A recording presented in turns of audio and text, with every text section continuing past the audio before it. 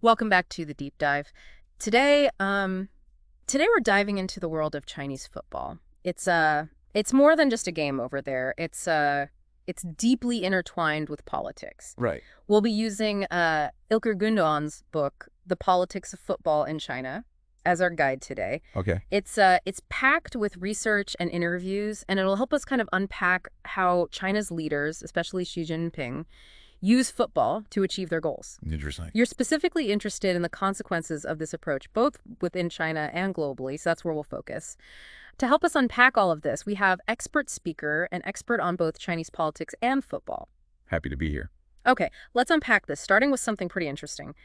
Xi Jinping's 3 wishes for Chinese football. You probably know that he's a huge football fan, right? Absolutely. And his 3 wishes are incredibly ambitious. Yeah. For China to qualify for a World Cup, then host one, and ultimately win it. So China's really aiming for the top. I remember watching the 2008 Beijing Olympics, where China dominated in so many sports, but football was a noticeable exception. In fact, a commentator on state TV even joked that the team lost quickly on purpose to keep the Olympic mood positive. Wow. Yeah. That contrast really shows how much football success matters to China's leaders. It's about national pride, global prestige, showing strength on a world stage. It sounds like those Olympic results might have been the push Xi Jinping needed. He launched a massive anti-corruption campaign in Chinese football between 2009 and 2011, leading to over 50 arrests of officials, players, even referees. What was the goal of that campaign? The campaign was all about cleaning up the sport and building it up according to Xi's vision. It was also part of a bigger plan to turn China into a powerful sports nation, a concept often tied to core socialist values. So core socialist values. Could you explain that a bit more for our listeners? Essentially, these values, heavily promoted by the government, emphasize things like patriotism, collectivism, and social harmony. They're often used to justify policies and guide public behavior. A strong showing in sports, especially on a global level, fits right into that framework. So it's like football becomes a way to demonstrate those values in action. But ambition needs a plan right there. How did this translate into policy under Xi Jinping? One key move was the overall football reform, launched between 2014 and 2016. It included 4 major reform programs aiming to boost Chinese football at every level. Let's dig into those a bit more. Were these reforms primarily focused on developing talent within China? While developing homegrown talent was a major focus, the reforms were quite wide-ranging. One program aimed to expand grassroots participation, getting more kids involved in the sport from a young age. Makes sense. Another program focused on improving the professional leagues, making them more competitive and attracting better players. There was also a push to improve coaching and infrastructure, building more modern facilities and training centers. And perhaps most surprisingly, there was encouragement for Chinese businesses to invest in overseas football clubs, particularly in Europe. That's where it gets interesting for me. We saw Chinese businesses pouring money into European clubs like Atletico Madrid and Aston Villa FC, but they weren't just looking for profits, were they? You're absolutely right. This wasn't just about making money. It was a demonstration of loyalty and alignment with Xi Jinping's vision. Wang Jianlin, the chairman of Dalian One Group, even stated publicly that these investments were intended to support those 3 wishes and contribute to national policy. So it was a very public display of support for Xi Jinping's agenda. It seems like a risky move for these businesses putting all their eggs in one basket, so to speak. And that risk became very apparent in 2016 when the Chinese authorities suddenly labeled these overseas investments as irrational. Yeah. It was a complete 180, and it left many of those businesses scrambling. This episode demonstrates the precarious position of businesses in China. While aligning with national goals seems beneficial, the ever-shifting political landscape requires careful navigation, as loyalty demonstrated today could be deemed a liability tomorrow. That's quite a twist. Imagine being told you're doing something wrong after being encouraged to do it. What caused this sudden shift? Likely a combination of factors. Concern about capital flight, the perceived lack of returns on these investments, and perhaps even internal disagreements within the Chinese leadership. Whatever the reasons it highlighted, the challenges of operating within a system where the rules can change so abruptly. It's a stark reminder that in China, business and politics are intricately connected. Speaking of navigating tricky situations, let's shift our focus to the international stage and examine the partnership between Germany's National Football Association, the DFB, and the Chinese Football Association. Okay. This one involved Tibet and brought a whole new level of complexity to the equation. Yes, the DFB saw an opportunity to capitalize on China's growing interest in football. Their partnership with the CFA involves sending the Chinese U20 men's team to play friendly matches against German 4th Division clubs. It seemed like a win-win at first. Valuable experience for the Chinese team and a financial boost for those smaller German clubs. What could possibly go wrong with a plan like that? I'm sensing some foreshadowing here. Well, things took an unexpected turn when Tibetan flags appeared in the stands during one of the matches. The Chinese team walked off the field in protest, and the situation escalated into a diplomatic incident with the Chinese Foreign Ministry demanding respect from Germany. So far, we've seen how Xi Jinping's ambition has shaped Chinese football and led to some unexpected consequences. Coming up in part 2, we'll explore how these political pressures play out on the international stage, beginning with this controversial partnership between Germany and China. The appearance of Tibetan flags put the DFB in a tough spot. On the one hand, they wanted to maintain a good relationship with China, a growing force in football and in global affairs. On the other hand, they had to consider the reactions of German fans and media, many of whom were critical of China's policies in Tibet. It sounds like a no-win situation. Did the DFB try to appease both sides? They attempted to find a middle ground. They issued a statement expressing regret over the incident, but stopped short of a full apology, which likely didn't satisfy the Chinese authorities. Ultimately, the friendly matches were suspended, and the relationship between the DFB and the CFA became strained. It really shows how a seemingly minor incident can spiral into a major issue when it comes to China's political sensitivities. This probably makes you wonder, how would you feel if your favorite team was suddenly caught in a political controversy?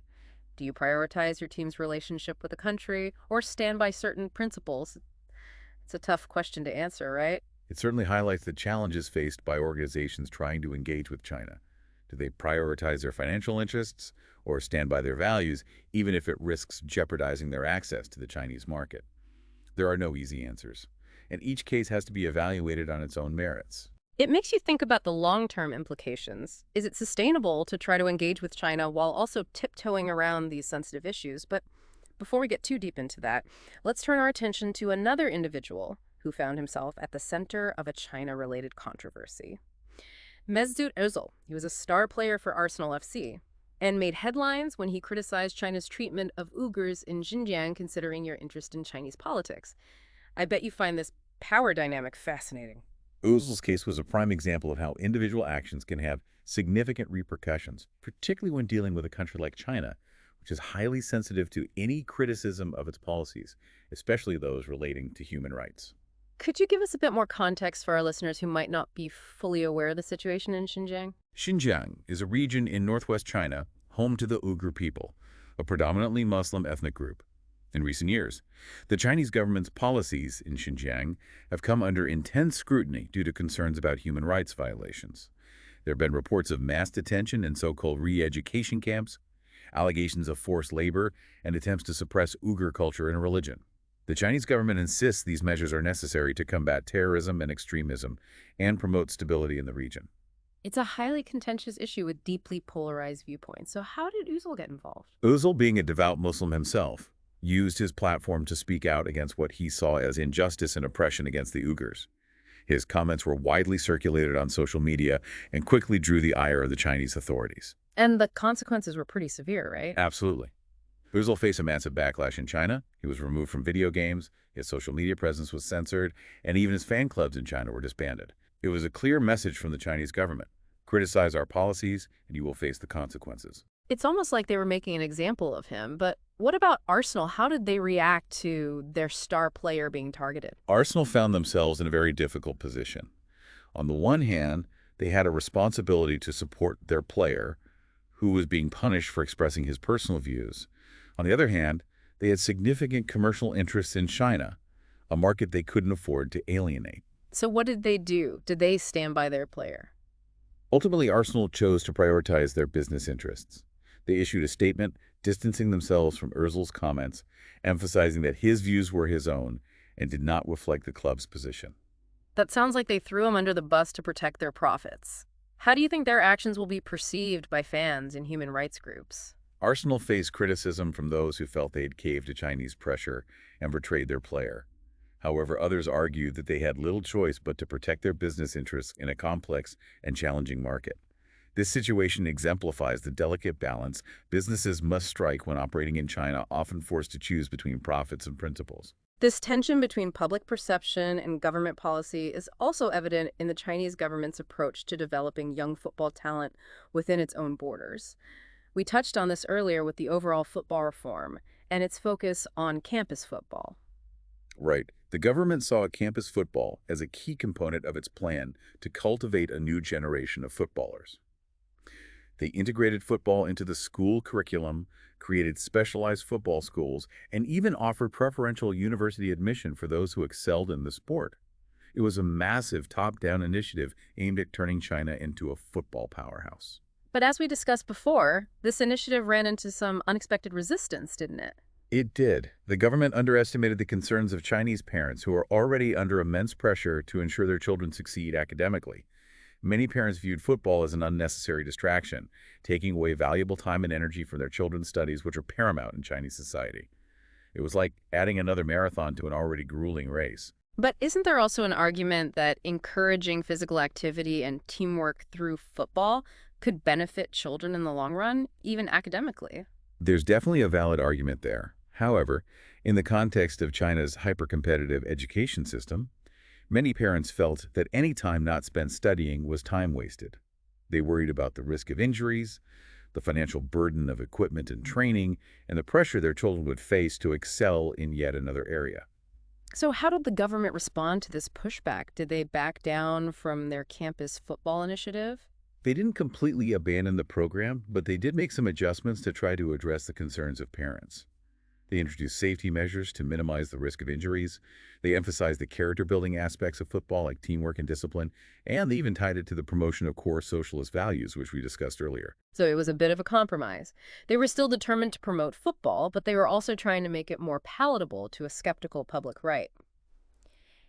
It's interesting to see how even in a system that appears to be tightly controlled, there's still room for negotiation, for adapting to public sentiment.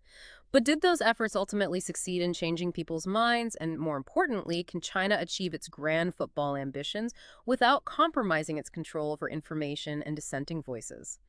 We'll explore these questions and more in the final part of our deep dive. Welcome back to the final part of our deep dive into Chinese football and its complex relationship with politics.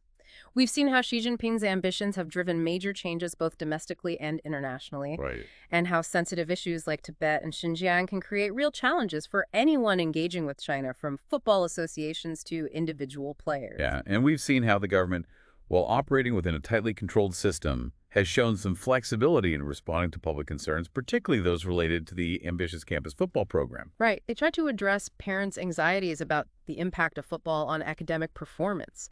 But did those efforts ultimately succeed in changing people's minds? Did campus football actually take root and become the talent pipeline the government was hoping for? It's a mixed bag, really. Well, participation in campus football did increase.